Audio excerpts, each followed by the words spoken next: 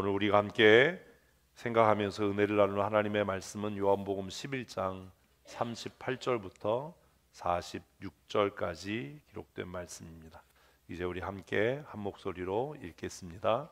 이에 예수께서 비통히 여기시며 무덤에 가시니 무덤이 구리라 돌로 막았거늘 예수께서 이르시되 돌을 옮겨 놓으라 하시니 그 죽은 자의 누이 마르다가 이르되 주여 죽은 자가 나흘이 되었음에 벌써 냄새가 나나이다. 예수께서 이르시되 내 말이 내가 믿으면 하나님의 영광을 보리라 하지 아니하였느냐 하시니 돌을 옮겨 놓으니 예수께서 눈을 들어 우러러 보시고 이르시되 아버지여 내 말을 들으신 것을 감사하나이다. 항상 내 말을 들으시는 줄을 내가 알았나이다. 그러나 이 말씀하옵는 것은 둘러선 무리를 위함이니 곧 아버지께서 나를 보내신 것을 그들로 믿게 하려 함이니이다. 이 말씀을 하시고 큰 소리로 나사로야 나오라 부르시니 죽은 자가 수족을 배로 동인 채로 나오는데 그 얼굴은 수건에 쌓였더라. 예수께서 이르시되 풀어놓아 다니게 하라 하시니라. 마리아에게 와서 예수께서 하신 일을 본 많은 유대인들이 그를 믿었으나 그 중에 어떤 자는 바리새인들에게 가서 예수께서 하신 일을 알리니라. 아멘. 성도들 가운데 적지 않은 사람들이 표적을 보면 하나님이 행하시는 놀라운 이적을 보면 체험하면 믿음이 생길 것 같다. 또 그것이 믿음이 될 거다라고 생각하고 말합니다. 그러나 오늘 죽은 자가 살아나는 이 놀라운 사건의 결론은 그래도 믿지 못하더라입니다. 그래서 생각하게 되는 것은 표적이나 체험이 우리에게 믿음을 가져다 주는 것이 아니라 그것은 우리의 믿음을 좀 더 견고하게 할 뿐이지 결국 믿음도 하나님께서 주셔야 하는 은혜인 줄로 믿습니다. 그러므로 우리가 말씀의 은혜를 함께 나눈 대로 우리가 구해야 할 것은 우리의 삶의 필요가 아니라 하나님께서 내 마음에 믿음의 은혜를 주시기를 우리가 날마다 간구하는 그런 믿음의 사람들 다 되셨으면 참 좋겠습니다. 여러분, 한 가지 질문이 있습니다. 여러분, 신앙생활이 즐거우십니까? 한 사람만 즐겁군요. 신앙생활, 예배, 봉헌, 찬송, 기도, 교회를 돌아보는 헌신 이런 것들을 이야기하는 거겠죠. 신앙생활이 정말 즐거운가요? 어제 전교인 수련회 마치고 아침에 일찍부터 모여서 하루 종일 일을 했습니다. 돈 준다고 해도 안 할 만한 일을 하루 종일 했어요. 페인트 냄새 맡아가면서 제가 일하는 걸 이렇게 같이 지켜보고 또 이렇게 방향을 잡아주면서 속으로 그런 생각을 했어요. 즐거울까?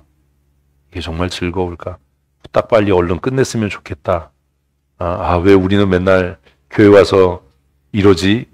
혹시 이런 마음이 있지는 않을까? 너무 힘들다. 정교인 수련회에서 첫날 3만 보 걸었거든요. 별로 안 놀라시네요. 그러니 이게 수련회인지 극기 훈련인지 하여튼 뭐를 그 둘째 날 창경궁을 갔는데 창덕궁 가서 앉아 있으면서 내가 여길 왜 와 있지? 그리고 예전에 서울에 있을 때 가끔 이제 뭐 심란하거나 이러면 제가 가서 누워서 자던 곳이 있어요. 그래서 그 뒤에 숨어서 자려고 누웠는데 이혁주 집사가 와가지고 이경선 집사님이 왔다고 가자고 그래서 또 끌려갔어요. 점심 먹고 돌아오는 전철에서는 거의 뭐 시체가 돼서 앉자마자 그냥 누워서 그냥 잠이 들어서 그리고 왔는데 어제 얼마나 교회 나오기 싫었겠어요. 우리 남자 집사님들. 그래도 늦게까지 일을 하면서 제가 마음속에 정말 이 일이 즐거울까? 마지못해서 하는 건 아닐까? 차마 묻지는 못하잖아요. 이거 즐겁니? 그러면 아니요. 그러면 일은 끝내야 되니까. 그리고 한 주간 동안 살면서 믿음으로 사는 일이 정말 즐거우셨습니까? 예수 믿지 않는 사람들과 구별되어지고 때로는 충돌이 일어나고 갈등이 생기는 그런 상황이 마냥 즐겁지만은 않을 텐데 생활신앙인으로 사는 것이 즐거운 일일까? 어떻게 하면 이게 즐거워질 수 있을까? 그런 고민을 합니다. 답은 이미 정해져 있어요. 왜 즐겁지 않은 거죠? 혹은 또 왜 즐거운 거죠? 어떤 사람에게는 예배가 견뎌야 하는 고통스러운 일이고 어떤 사람에게는 가슴 설레이고 또 떨리는 일이고 기쁜 일인 그 차이가 뭘까요? 그것을 오늘 성경은 아주 간단하게 설명합니다. 오늘 말씀 전체, 어쩌면 이 사건 여러 주 지금 함께 묵상했는데 최종적인 결론은 이 한마디의 말씀이에요. 같이 우리 한번 읽어보십시다. 시작. 네. 신앙생활이, 생활신앙이 즐거우려면 뭐 해야 된다고요? 하나님의 영광을 볼 수 있어야 하는 겁니다. 똑같은 일을 합니다. 똑같이 페인트 칠하고 똑같이 교회 청소하고 같은 시간에 같은 공간에서 찬송하고 기도하고 예배합니다. 근데 어떤 사람의 마음에는 벅차오르는 감격이 있고 나 같은 죄인을 살리신 하나님의 은혜가 너무나 고맙다라는 기쁨이 있고 그리고 나를 위해서 하나님 나라가 준비되어져 있다. 영원한 멸망으로 내 인생이 끝나지 않을 거다라는 희망이 있어서 예배하는 일이 기쁘고 또 그리스도의 몸인 교회, 하나님께서 독생자를 아낌없이 내어주셔서 세우신 교회를 위해 수고하고 헌신하는 그 일이 너무 즐겁고 너무 감격스럽고 사실 다른 사람 주면 맡기면 그만이잖아요. 예산 세워서 우리 물세니까 이거 업자에게 맡깁시다. 1,000,000원이든 2,000,000원이든 예산 세워서 우리 그렇게 합시다라고 하면 그렇게 아침 일찍 나와서 수고하지 않아도 되고 애쓰지 않아도 되고 잔소리 듣지 않아도 되고 그런데 그 일을 하면서 기쁠 수 있고 즐거울 수 있는 단 하나의 이유가 있다면 우리가 예배를 하든 노동을 하든 전도를 하든 함께 모여서 식사를 하든 무엇을 하든 우리 가운데 임재하시는 하나님의 영광을 볼 수 있다면 그 일이 얼마나 즐겁고 가치 있고 기쁜 일이겠습니까?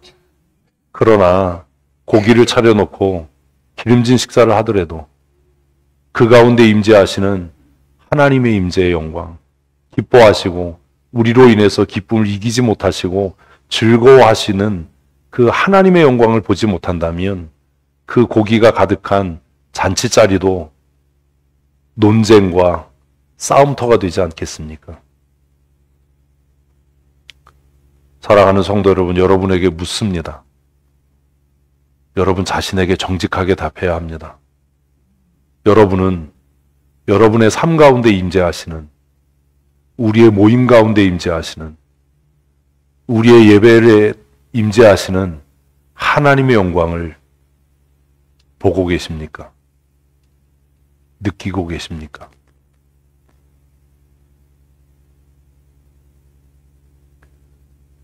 우리의 예배 가운데 임재하시는 하나님의 영광을 볼 수 없다면 예배는 이 세상에서 가장 무의미하고 가장 지겨운 시간이 될 겁니다.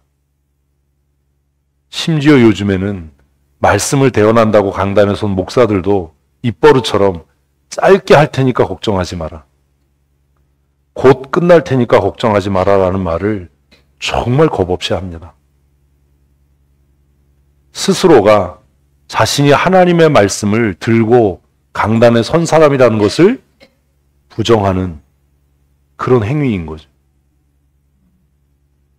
얼마나 마음 아픈 일입니까?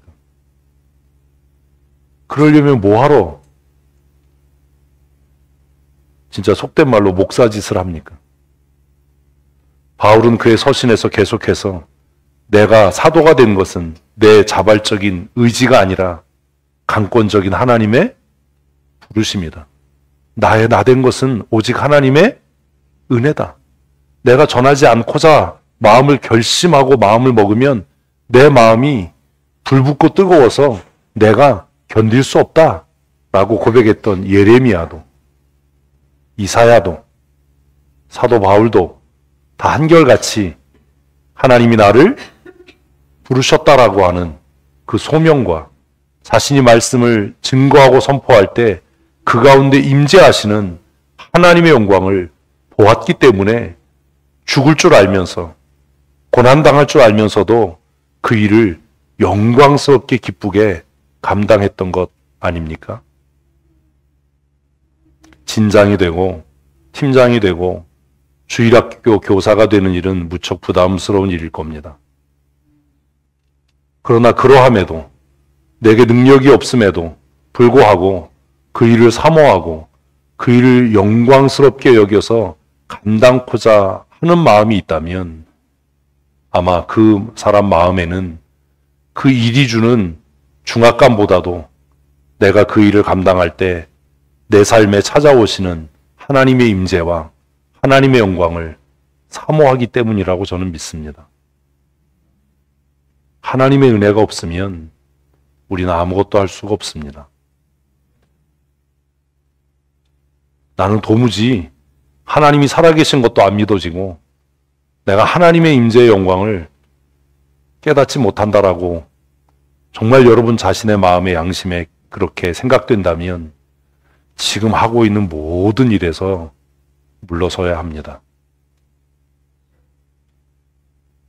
성도들의 기도와 투표로 선출된 직원이라 할지라도 내가 하나님의 임재를, 하나님의 영광을 경험하고 있지 못하다면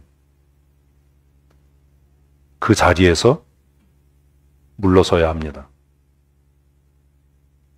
하나님의 임재의 경험 없이 하는 사역은 고통스러운 일이고 어쩌면 그에게 형벌이고 무거운 짐일 뿐이기 때문입니다.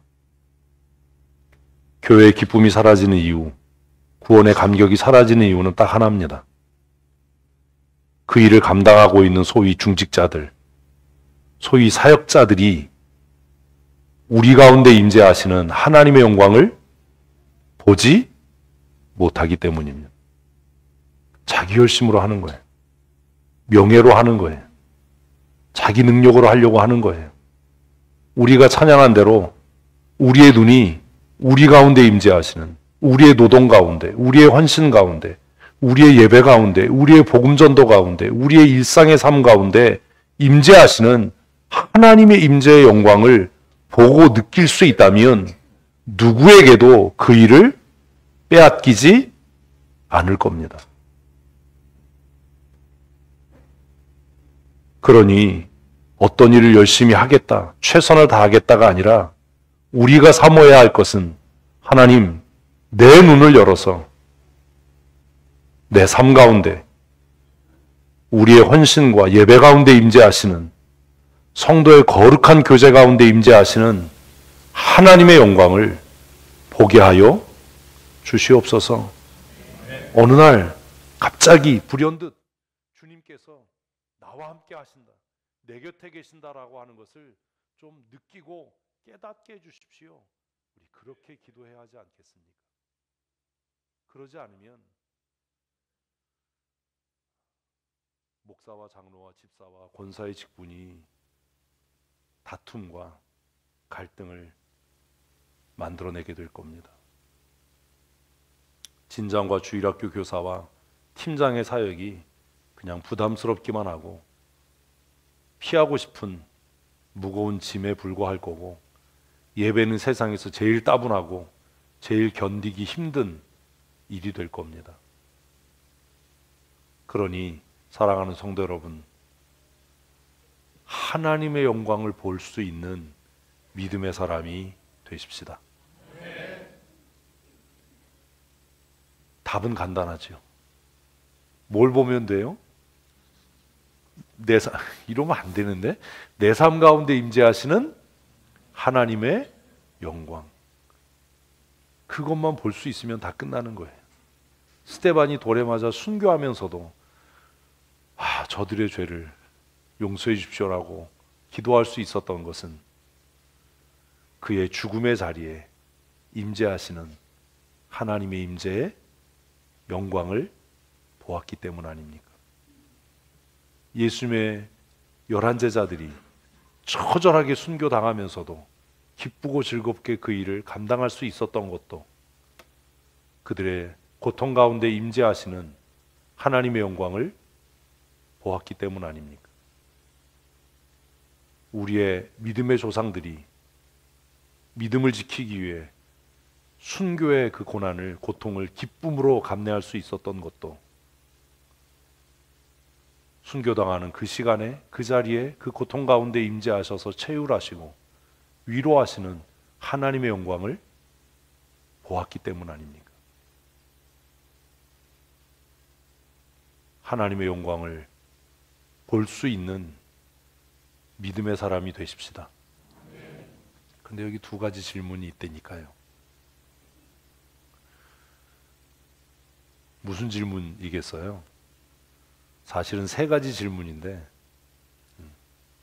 첫째는 왜 믿지 못하는가예요. 예수님께서 뭐라고 말씀하셨어요? 내가 믿으면 하나님의 영광을 보리라. 한번 하십시다. 시작. 아멘. 아멘. 뭐 하면? 믿으면. 근데 왜 믿지 못하는 거죠? 우리가 같은 교회에서 신앙생활하면서도 서로가 서로를 믿지 못해서 싸우는 거 아닙니까? 왜 우리는 믿지 못하죠? 그 사람도 하나님의 영광을 위해서 그 일을 하고 나도 하나님의 영광을 위해서 그 일을 한다면 다툴 이유가 없잖아요. 왜 우리는 믿지 못하는가? 믿지 못하게 하는 뭐가 있을 거예요? 장애물이 있을 거잖아요. 그래서 오늘도 지난주와 같이 장애물을 제거하라잖아요. 내가 믿지 못하게 하는 장애물은 뭔가 생각해야 되잖아요. 이제 그 장애물이 발견됐어요. 그러면 마지막 질문은 뭐예요? 어떻게 제거할 것인가? 어떻게 제거할 것인가? 어떤 사람에게는 그 열등감일 수도 있고요. 세속적이고 인본적인 태도와 생각일 수도 있고요. 스스로를 속이는 거짓과 위선일 수도 있고요. 사람마다 신앙생활을 저해하고 방해하는 장애물들이 있을 겁니다. 하나님의 영광을 볼 수 없게 하는 장애물이 있을 겁니다.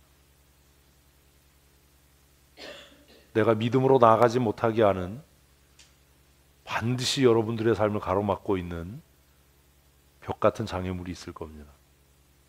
그게 뭔지를 빨리 찾아야 됩니다. 어떤 사람에게는 명예일 수 있고요, 돈일 수 있고요, 세상의 염려일 수 있고요, 인본적이고 세속적인 가치관일 수 있고요.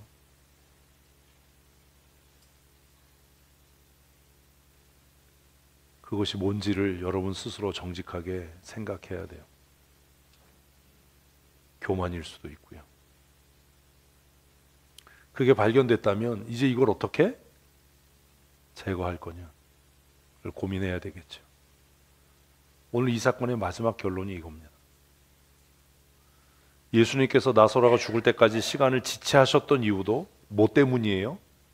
하나님의 영광을 보게 하기 위함이었습니다. 그것을 믿음이라고 이야기하셨습니다. 결국 오늘 사건의 결론이 뭐냐면 믿음이란 뭐다? 하나님의 영광을 보는 거예요. 성경 아는 거 믿음 아니에요. 종교 행위하고 종교 생활하는 거 믿음 아니에요. 내가 무엇을 보는 것? 하나님의 영광을 보는 거예요. 어떻게 모세가 그렇게 긴 시간 동안 죽어라 말 안 듣는 백성들을 이끌고 죽음의 땅 광야를 견디고 버틸 수 있었지요? 어디에서요? 아니요. 떨기나무에서요. 에이, 이러면 진짜 개뿔 아는 것도 없는 거야. 어디에서요? 떨기나무 앞에서요. 불타는 떨기나무 앞에서 모세는 자신의 삶 가운데 임재하시는 무엇을? 하나님의 영광을 보았어요.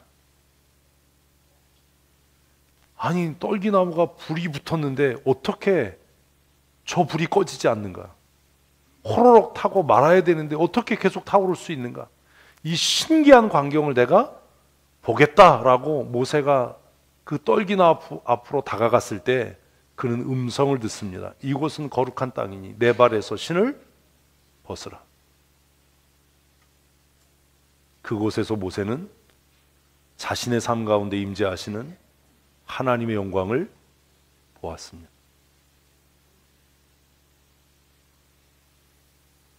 그 이후에 그는 끊임없이 지속적으로 자신의 삶에 찾아오시고 개입하시는 하나님을 경험하게 됩니다. 여러분, 우리가 예수 믿는다는 건 그냥 교회 출석하는 게 아니라 어쩌면 우리의 삶 가운데 찾아오시는 하나님의 임재를 경험하는 일일 겁니다. 여러분의 떨기나무는 어디였습니까? 이사야가 그렇게 탁월하게 하나님의 사람으로 쓰여질 수 있었던 이유도 자신의 삶 가운데 찾아오셔서 제단의 숯불로 자신의 부정하고 더러운 입술을 정결케 하시는 하나님을 만났기 때문입니다. 믿음이란 성경을 아는 지식 따위를 이야기하는 것이 아닙니다. 믿음은 내 삶 가운데 거부할 수 없이 찾아오셔서 내 삶을 송두리째 변화시키시고 주장하시는 하나님의 임재를 경험하는 겁니다. 예수님께서 나사로가 죽을 때까지 그 시체가 썩어서 문드러지고 냄새가 날 때까지 시간을 지체하셨던 이유는 이 일을 통해 죽음을 극복하시고 우리 가운데 임재하시는 하나님의 영광을 보이시기 위함이었습니다. 그래서 오늘 본문에서 내 말이 내가 믿으면 하나님의 영광을 보리라. 아멘. 그렇게 말씀하신 겁니다. 왜 믿지 못합니까? 믿지 못하게 하는 장애물이 무엇입니까? 그러면 그것을 우리는 어떻게 제거해야 하겠습니까? 38절 말씀을 읽습니다. 이에 예수께서 다시 속으로 비통히 여기시며 무덤에 가시니 무덤이 구리라 돌로 막았거늘. 유대인들의 믿음 없음, 마르다와 마리아의 믿음 없음, 그들에게는 지식은 있었지만 믿음이 없었던 거죠. 오늘을 살아가는 영성이 없었던 거죠. 그래서 그들은 막연히 부활의 날에 내 오라비가 살아날 줄로 믿습니다. 주님께서 여기 계셨더라면 내 오라비가 죽지 않았을 겁니다. 그러나 지금이라도 하나님께 구하시면 하나님께서 무슨 일이든지 이루실 것을 믿지만, 그러나 오늘 내 오라비가 살아나지는 못할 겁니다. 그들의 믿음 없음을 예수님께서 보시고 비통히 여기셨다라고 성경은 기록합니다. 하나님께서, 우리 안에 와 계신 성령께서 무엇 때문에 탄식하신다고요? 나의 믿음 없음으로 인해서. 나의 믿음 없음으로 인해서. 요한은 이 글을 읽을 후대의 독자들을 위해서 친절하게 무덤이 구리다, 그 굴이 돌로 막혀 있었다라고 기록하는 친절을 베풉니다. 사실 이 글의 1차 수신자들은 이게 필요 없잖아요. 그죠? 요한은 글을 쓰면서도 후대의 타문화권의 사람들을 배려하는 것이 아닌가. 한편으로는 이것이 믿음의 장애물이 될 거다. 뭐가요? 관습이요, 전통이요, 인간적인 사고와 판단이요. 그래서 38절 마지막에 무덤에 가셨는데 무덤은 굴이고 그 굴 입구가 돌로 막혀 있었다. 39절 읽습니다. 예수께서 이르시되 돌을 옮겨 놓으라 하시니 그 죽은 자의 누이 마르다가 이르되 주여 죽은 자가 나흘이 되었음에 벌써 냄새가 나나이다. 결국 마르다가 성경을 아는 지식을 이야기하고 예수님을 믿는다라고 이야기했지만 그가 하나님의 영광을 보지 못하게 하던 장애물은 뭐였죠?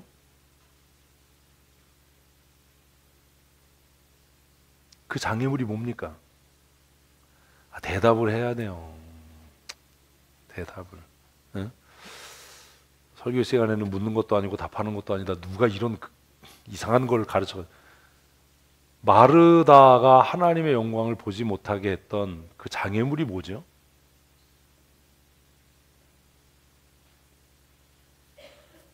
한글 다 읽을 줄 아시잖아요.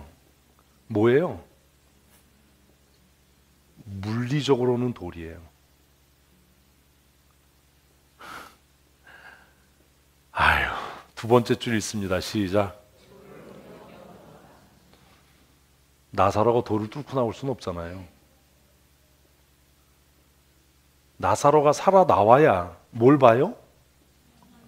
그지? 뭐 나사로를 봐요. 이러면 또 뭘 봐요? 하나님의 영광. 누구도 해결하지 못하는, 극복할 수 없는 인생의 최대 난제인 죽음을 극복하는, 죽음의 문제를 해결하는 하나님의 영광을 볼 수 있는데 그 하나님의 영광을 보지 못하게 지금 물리적으로 가로막고 있는 건 뭐예요? 돌이에요. 아니, 좀 우리 읽는 대로 좀 생각을 하는 훈련을 하십시다. 뭐가 막고 있어요? 돌이요. 그래서 예수님께서는 지금 뭐라고 이야기하는 겁니까? 네 인생에 돌을 옮겨놔라. 네 인생에 하나님의 영광을 보지 못하게 하는 그것을 뭐 해라? 제거해라. 그래서 두 주째 장애물을 제거하라. 너로 하여금 하나님의 영광, 하나님의 권능, 하나님의 살아계심을 보지 못하게 하는, 경험하지 못하게 하는 그 장애물을 뭐 해라? 제거해라. 옮겨 놓아라. 질문이 있어요. 무슨 질문이 있어요? 없어요, 여러분은. 저는 의심이 많아서 질문이 있어요. 무슨 질문이요? 예수님, 죽은 자를 살아나오게 할 능력이 있으시다면 왜 이 무덤을 막고 있는 돌을 옮기실 능력은 없으신가요?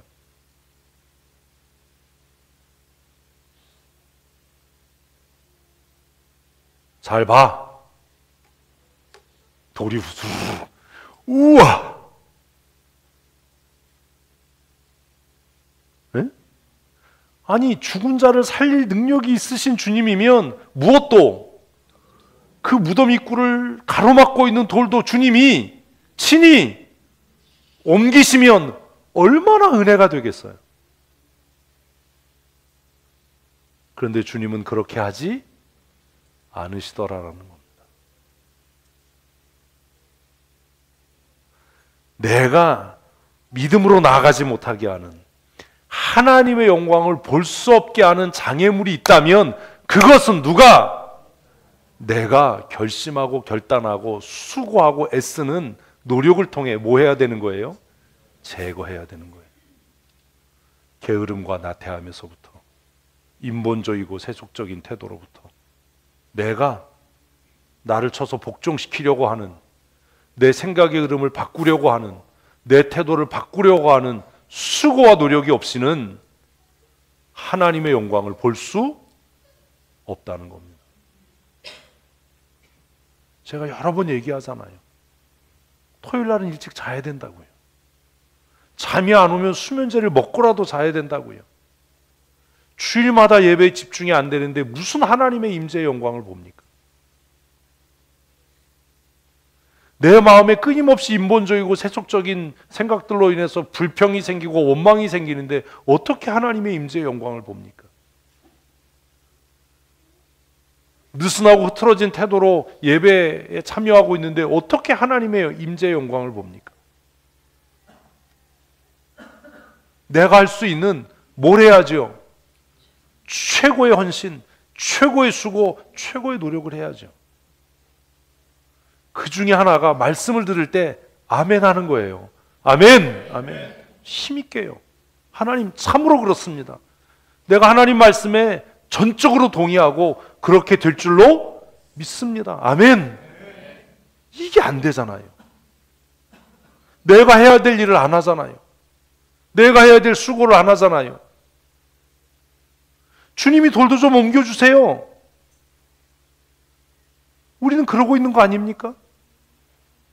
그런데 주님께서는 뭐라고요? 돌을 옮겨 놓으라. 우리가 믿음으로 하나님의 임재의 영광을 보지 못하는 도록 하는 물리적인 장애물이 반드시 있을 겁니다. 뒷자리에 앉아서 아이들이 떠드는 소리로 시끄럽다. 앞자리로 오세요. 왜 거기 앉아서 시끄럽다고 합니까? 예배 일찍 나오세요. 찬양으로 준비하세요. 기도함으로 말씀을 사모하세요. 토요일에 주보 소식지가 올라가면 먼저 본문을 읽고 한번 생각해 보세요. 예배 시간에 그것 들여다보지 말고. 그런 수고를 하지 않는데 무슨 하나님의 임재의 영광이 있습니까? 그렇잖아요.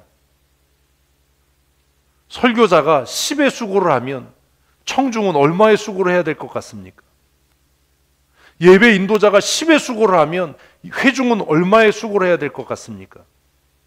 10 이상이요. 왜요? 여기 있을 때 조는 사람은 없어요. 내려가면 졸리잖아요. 그러니 청중은 더 사모하고 더 뜨겁게 준비해야 하지 않습니까? 여러분 그렇게 합니까?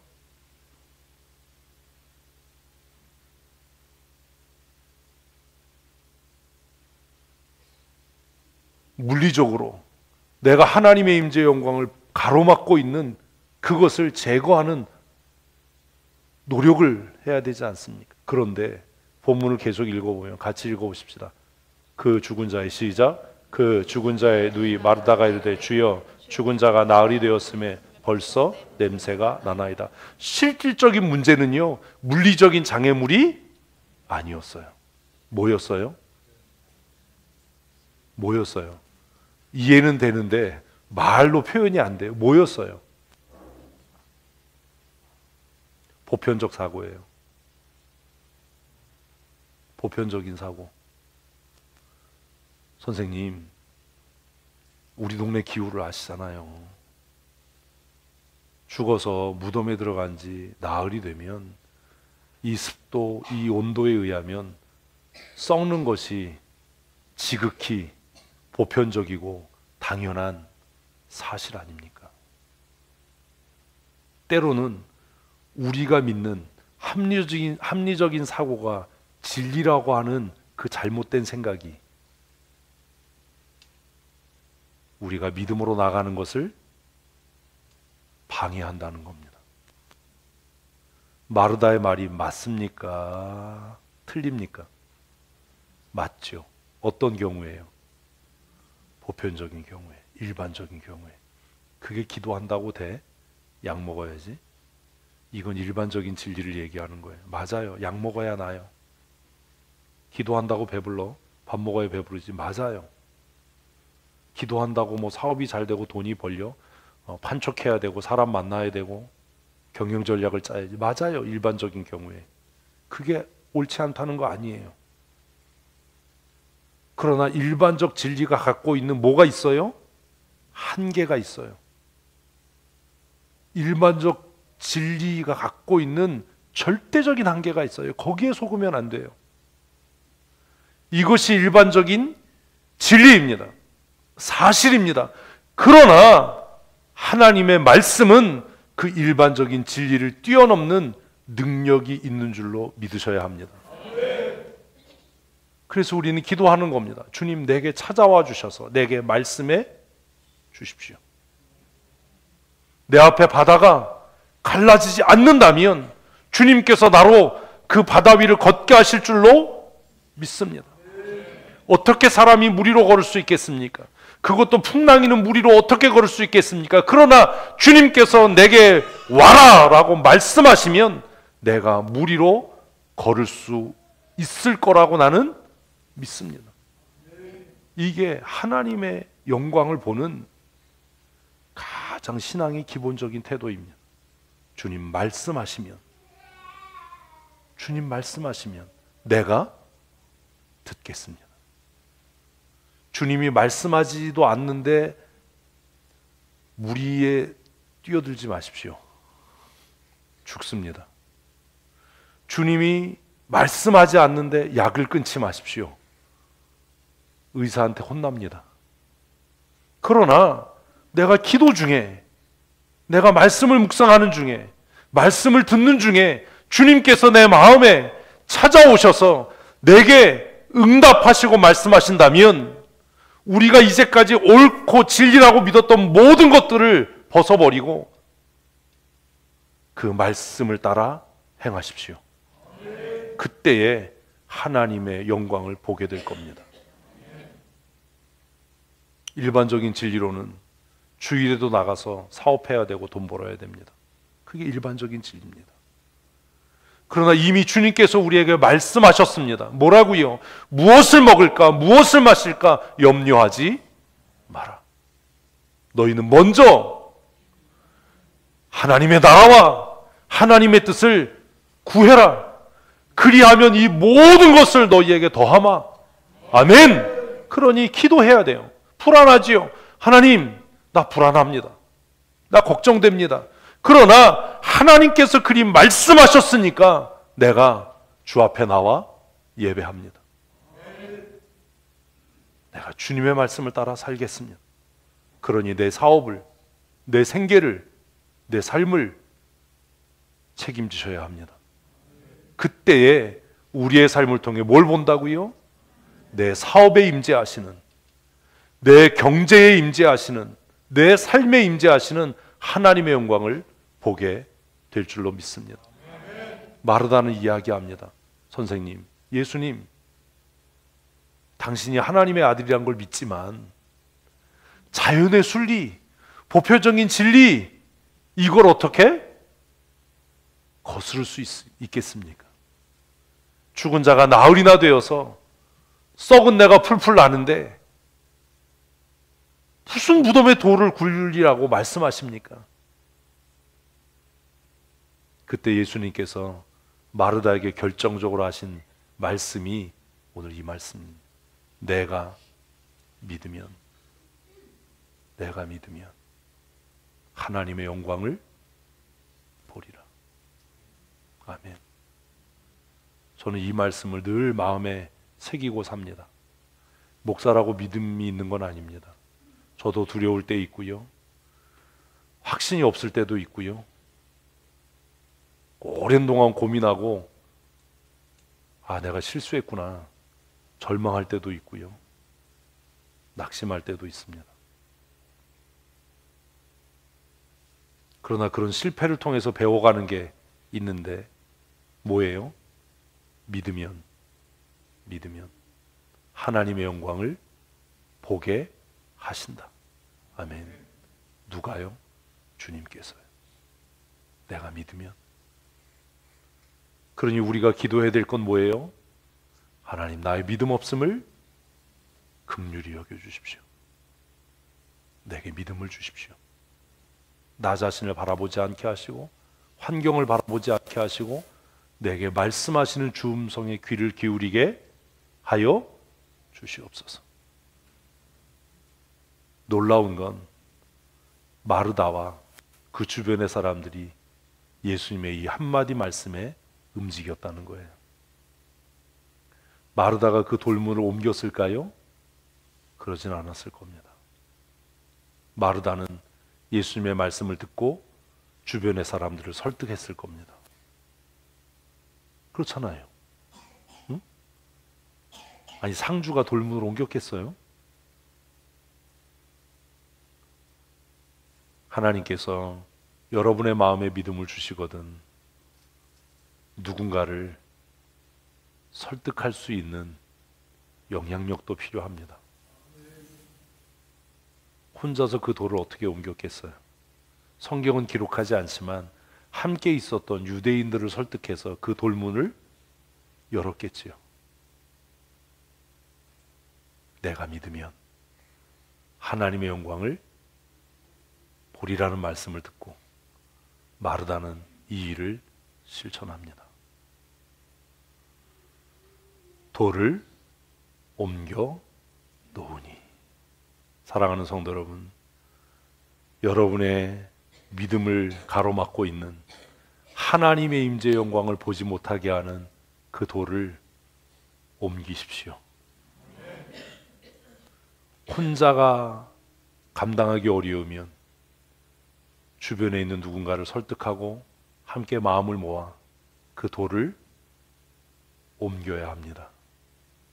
우리 교회가 하나님의 영광을 보지 못하게 하는 하나님의 은혜를 가로막고 있는 거대한 돌덩어리가 있다면 이제 모든 성도들이 한 마음이 되어서 그 돌을 옮기십시다. 그래야 우리가 하나님의 임재의 영광을 보지 않겠습니까? 불가능한 일이다. 시체 썩은 냄새가 난다. 그게 보편적으로 가능한 얘기냐? 그게 일반적인 진리를 거슬리는 일이 아니냐? 여러 사람들이 이야기한다 할지라도 우리에게 말씀하시는 주님의 음성을 듣고 우리로 하여금 하나님의 임재의 영광을 보지 못하게 하는 그것들을 어떻게 하자고요? 옮겨 놓으십시다. 돌이 옮겨졌습니다. 어떤 일이 있었을까요? 얼마나 시체 썩은 내가 났겠어요. 아니, 돌 옮겼더니 뭐 아카시아 향기가 나고 장미꽃 향기가 났겠어요? 돌을 옮겨 놓았을 때 그 동굴 안에 가득했던 시체 썩은 내가 밖으로 흘러나오지 않았겠습니까? 예수님께서 그 동굴 입구에서 이렇게 기도하셨습니다. 같이 읽습니다. 예수께서 눈을 들어 우러러보시고 이르시되 아버지여 내 말을 들으신 것을 감사하나이다. 왜 기도하셨을까요? 기도하신 목적이 뭘까요? 기도 안 하면 예수님은 뭐 살릴 수 없었을까요? 같이 읽습니다. 곧 아버지께서 나를 보내신 것을 그들로 믿게 하려 함이니이다. 무엇을 통해서요? 기도하는 일을 통해서요. 왜 기도하냐고요? 내게 하나님께서 믿음의 은혜를 주시기 위해서요. 똑같은 일이 일어납니다. 기도한 사람은 하나님이 응답하셨어. 하나님이 내 기도를 들으셨어 라고 이야기할 겁니다. 기도하지 않은 사람은요, 운이 좋았어, 우연이야, 재수 좋았어 라고 이야기할 겁니다. 예수님께서 썩은 내가 풍겨나오는 무덤 앞에서 하늘을 향해서 기도하신 이유는 하나님, 이 기도를 통해, 이 일을 통해 이 사람들에게 하나님께서 믿음의 은혜를 주시고 그들로 하여금 믿게 하기 위함입니다 라고 기도하셨습니다. 올해 제4차 전교인 수련회 한 주간 우리 기도해야 할 겁니다. 돌아오는 금요일이 전교인 기도하는 금요일입니다. 왜 기도하냐고요? 하나님께서 우리에게 믿음의 은혜를 더하실 것을 소망하고 우리 함께 모여 기도하십시다. 기도하는 사람들은 하나님의 기도하심, 하나님의 임재의 영광을 보게 될 겁니다.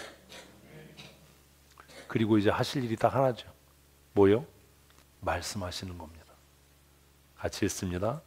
이 말씀을 하시고 큰 소리로 나사로야 나오라 부르시니 선포하시는 거예요.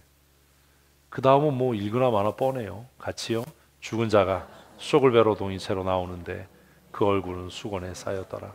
예수께서 이르시되 풀어놓아 다니게 하라 하시니라. 조금 아까까지 썩은 내가 진동했던 그 묘지, 그 슬픔의 장소, 그 절망의 장소는 이제 뭐가 됐어요? 희망의 장소가 되고 기쁨의 장소가 됐습니다. 하나님의 임재의 영광을 보게 될 때 우리의 눈물이 변해서 찬송이 되게 하실 겁니다. 아멘. 우리의 절망이 변해서 기쁨의 노래가 되게 하실 줄로 믿습니다. 그러니 우리 스스로 우리가 믿음으로 살지 못하게 하는 그 장애물을 제거해야 합니다. 얼마나 간단해요. 그죠? 지난주엔 어려웠는데 이번 주 또 너무 쉽지요? 결론은 항상 쉬워요. 과정이 어렵지. 결과가 뭐예요? 결과. 이런 거예요. 같이 읽습니다. 마리아에게 와서 예수께서 하신 일을 본 많은 유대인이 그를 믿었으나. 이야기의 처음이 그거였어요. 예수님께서 유대에서 복음을 전하실 때 많은 사람들이 돌로 쳐서 죽이려고 했습니다. 그죠? 그리고 나사로가 병들었다는 이야기를 듣고 예수님은 야, 이 죽을 병 아니야 이러고 지체하셨습니다. 나사로는 결국 죽었습니다. 예수님께서 나사로가 죽었을 즈음에 이제 우리가 유대로 가자라고 말씀하시니까 선생님 왜 그러세요? 조금 아까도 유대인들이 선생님 돌로 쳐서 죽이려고 했는데 거기 왜 또 가십니까? 라고 하니까 예수님이 뭐라고 그러셨어요? 아니 어떻게 이렇게 다 잊어먹지? 낮이 12시간인데 낮에 행하면 실족하지 않는다. 아직 하나님의 때가 되지 않았다. 나 안 죽는다. 응? 그리고 이제 우리 친구 나사로가 잠들었으니까 깨우러 가자라고 말씀하셨어요. 그러니까 도마가 우리도 주님과 함께 죽으러 가자 뭐 이렇게 이제 헛소리를 하고 어쨌든 온 거예요. 근데 요한은 뭐라고 이야기합니까? 나사로의 집이 예루살렘에서 가까워서 많은 유대인들이 위로하기 위해서 왔다. 그 많은 유대인이 누구예요? 예수님을 돌로 치려고 했던 사람들입니다. 그런데 그들이 뭐가 됐어요? 믿는 자가 됐어요. 네? 그들이 뭐가 됐다고요? 믿는 자가 됐어요. 무엇을 통해서요? 나사로의 죽음을 통해서요. 여기가 조금 어려워요. 사랑하는 성도 여러분, 오늘 서봉진 목사님 말씀 제목이 하늘의 미랄이 죽으면입니다. 우리 수없이 얘기합니다. 하늘의 미랄이 땅에 떨어져 죽으면 많은 열매를 맺지만 살아있으면 하늘 그대로다.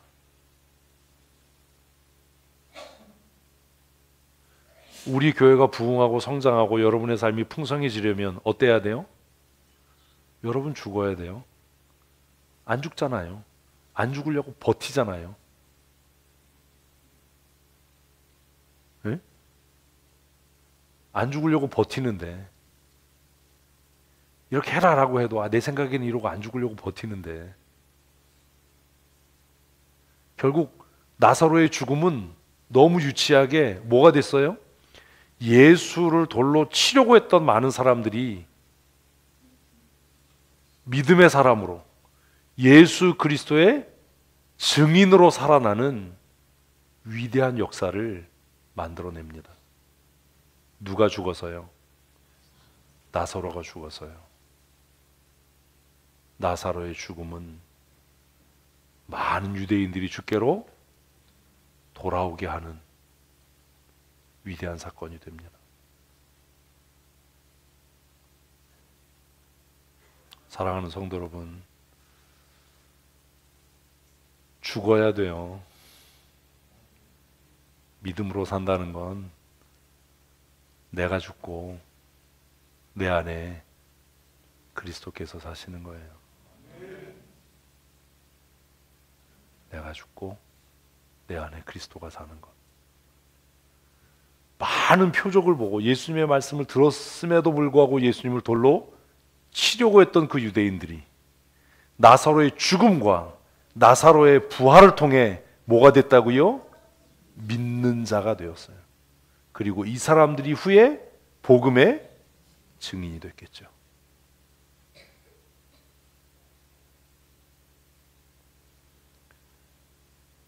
나의 죽음이 유익한 것은 그 죽음이 죽음으로 끝나는 것이 아니라 누군가에게 뭐가 되기 때문이다?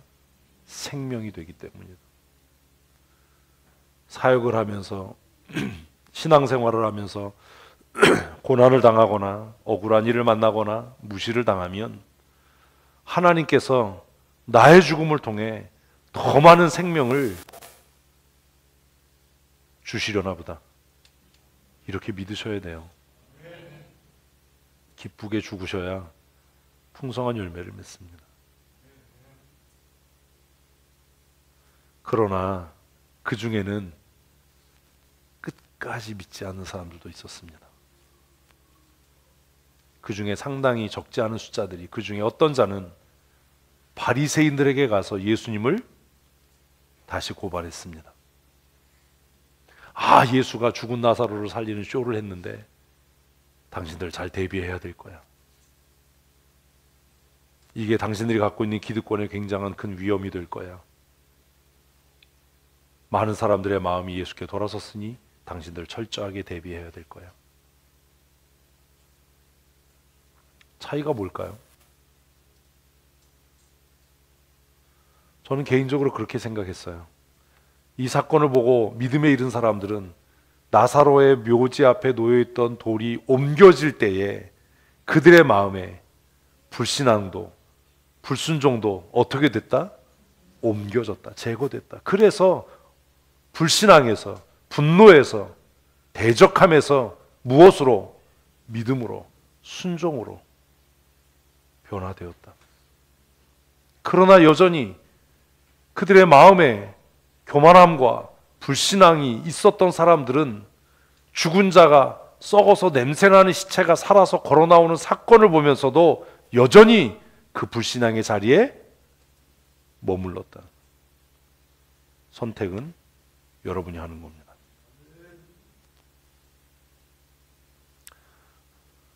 이제 우리 밥 먹으러 가십시다. 왜 믿지 못하지요? 스스로 고민하셔야 돼요. 스스로에게 물어야 돼요. 왜 나는 믿지 못하는가? 왜 나는 믿지 못하는가? 마리아와 마르다의 가장 큰 장애물은 뭐였어요? 합리적 사고, 보편적 진리였어요. 마리아와 마르다가 오라비의 부활을 믿지 못하게 했던 것은 지금은 때가 아니다라는 합리적 생각이었어요.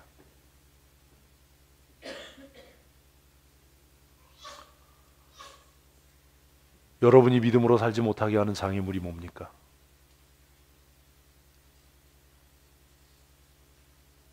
고민해 보십시오. 그리고 그 장애물을 어떻게 제거할 수 있겠습니까? 장애물은 다양한 형태일 겁니다. 그러나 3번의 답은 딱 하나입니다. 이 사건을 보면 마리아와 마르다 유대인들의 불신앙을 막고 믿음의 장애가 됐던 것은, 불신앙의 원인은 뭐였어요? 물리적으로는 돌이었어요. 무덤 입구를 막고 있었던 돌. 그죠? 그런데 그들이 변해서 믿음의 사람, 하나님의 영광을 볼 수 있었던 이유는 딱 하나예요. 뭐예요? 순종이에요. 순종. 돌을 옮겨 놓으라라는 말씀에 뭐한 것? 순종한 겁니다. 순종은요, 이성적이고 합리적인 생각을 뛰어넘는 겁니다. 순종에는 수고가 반드시 요구됩니다. 돌을 옮겨놓는. 제가 생각해 봤어요. 나 같으면 이 돌을 옮겨놓을 수 있었을까? 저는 냄새에 민감하거든요.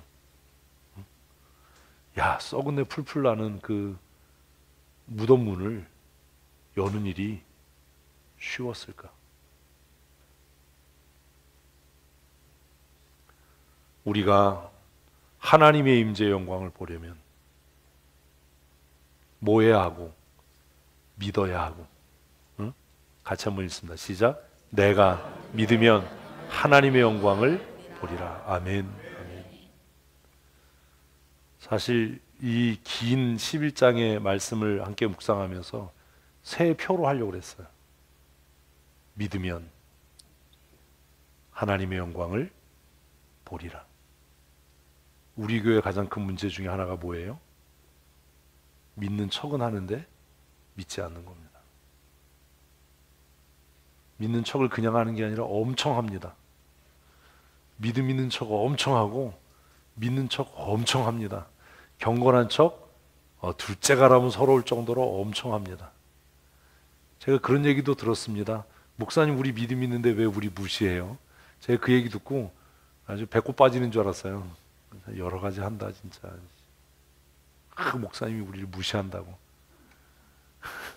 무시당하고 싶지 않으면 어떻게 살아야 된다고요? 믿음으로 살아야 돼요. 응? 뭐 하면? 믿으면 뭐 한다고요? 하나님의 영광을 보리라. 우리는 거꾸로 얘기해요. 하나님의 영광을 보면 믿을게요. 믿든가요? 안 믿어요. 바리새인에게 가서 고자질 하니까. 죽은 사람이 살아나오는데도 바리새인에게 가서 고자질 한다니까. 그러니까 내가 뭐 보여주면, 뭐 증거를 대면, 경험하면, 체험하면 내가 믿겠습니다. 이런 소리 하면 안 돼요. 뭐 하면?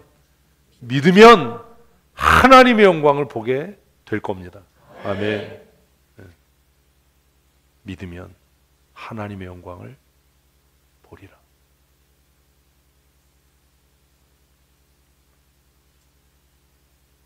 고민 다 하셨나요?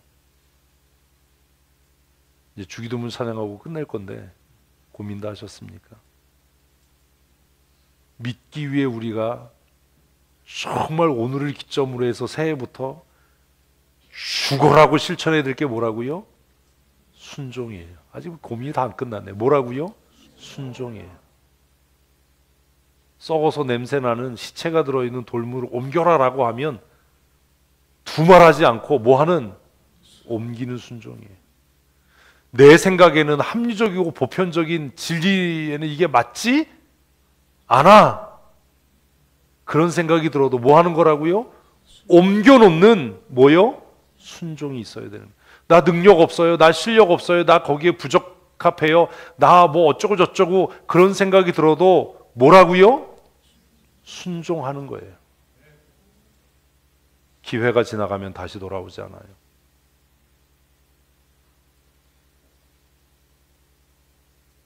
기회를 놓치지 마십시다.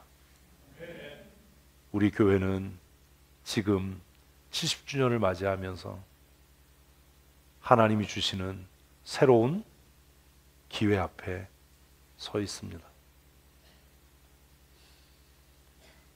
돌문을 옮겨 놓을 것인지, 돌문 앞에서 좌절하고 낙심하고 불평하고 말도 안 되는 소리야 라고 이야기하고 돌아설 것인지 이제는 여러분이 결정하셔야 합니다.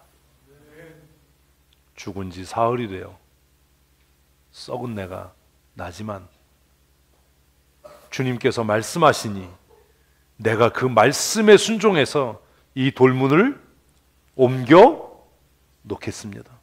아멘. 밤새도록 수고하여도 잡은 것이 없지만 우리 조상 대대로 이 물가에서 고기를 잡아 내가 어디에 몇 시쯤에 어떤 어종이 있는지 알고 있지만 그래서 밤새도록 수고했는데도 잡은 것이 하나도 없지만 말씀에 의지하여 그물을 내리겠습니다. 다 같은 이야기 아닙니까? 베드로도 말씀에 순종해서 노젓고 깊은 곳으로 가는 수고를 했습니다. 베드로가 옮겼던 돌문은 그의 경험이었습니다. 조상 대대로 물려받았던 몇 시에 어디쯤에 가서 그물을 내려야 고기를 잡을 수 있다라고 하는 전문적인 지식이었습니다. 베드로도 그 돌문을 옮겨 놓았던 사람입니다. 그리고 오늘 마리아와 마르다는 자신의 상식을 뛰어넘는 보편적인 진리, 이성적인 판단을 뛰어넘는 예수님의 말씀을 듣고 돌문을 옮겨놓는 일을 감행했던 믿음의 사람이었습니다. 그래서 그들은 하나님의 임재의 영광을 볼 수 있었습니다. 물고기 잡던 베드로는 사람을 낚는 어부가 되었고, 마리아와 마르다는 죽음의 슬픔이 변해서 생명의 환희가 되는 기쁨을, 그리고 더 중요한 것은 예수님께서 참 생명이시고 부활이 예수님을 통해 이루어질 거다라는 부활신앙을 우리에게 선포하는 복음의 통로가 되었습니다. 사랑하는 성도 여러분, 이제 우리 믿음으로 살아서 불신앙의 돌문을 옮겨놓고 우리 가운데 임재하시는 하나님의 영광을 보는 믿음의 사람으로 사십시다.